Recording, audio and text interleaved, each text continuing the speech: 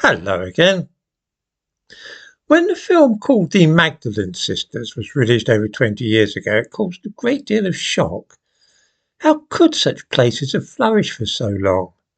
And what a terrible reflection it was on the Catholic Church that it could have authorised such dreadful institutions. The effects of the film were long lasting, and many people who had never even heard of Mary Magdalene expressed their outrage and horror at the business. It is, I think, fair to say that everybody gained the impression that Magdalen laundries were a purely Irish phenomenon and inextricably bound up with the Catholic Church. As it happens, the Magdalen laundries began in England, and the first one was set up in London. The Magdalen Hospital for the Reception of Penitent Prostitutes was set up in Whitechapel as early as 1758, and it had nothing at all to do with the Catholic Church. Mary Magdalene is named in all four Gospels as being a woman who travelled with Jesus and was close to the disciples.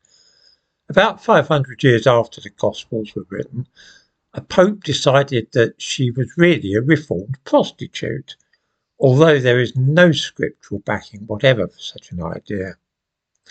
Since that time, the late 6th century AD, the Magdalene has been seen as representative of penitence, particularly the penitence of loose living or promiscuous women. It is for this reason that those institutions for what were once known as fallen women were named after Mary Magdalene. From the beginning, needlework and laundries were felt to be suitable ways to change these women from being prostitutes, or simply a little promiscuous, into respectable citizens. There was a network of Magdalen houses in England which grew up after the founding of that first place in London. They flourished in the 19th century and were still going strong in the 20th century. The thumbnail to this video shows one such place in London. This was in the 20th century. These laundries were all run by Protestants, of course, and had nothing at all to do with the Catholic Church. Conditions were strict and work was hard, but probably not much worse than the average workhouse, which would have been the alternative for most of the women.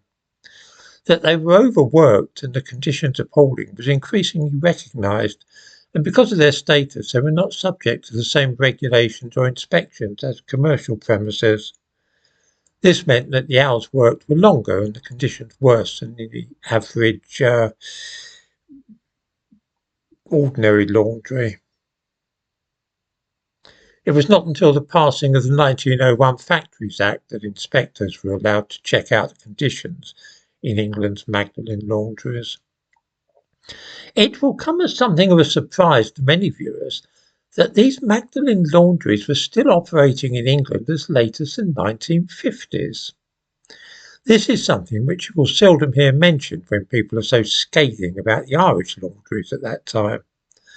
The next time that you're tempted to equate Magdalen laundries with Ireland and Catholicism, this is definitely something worth remembering.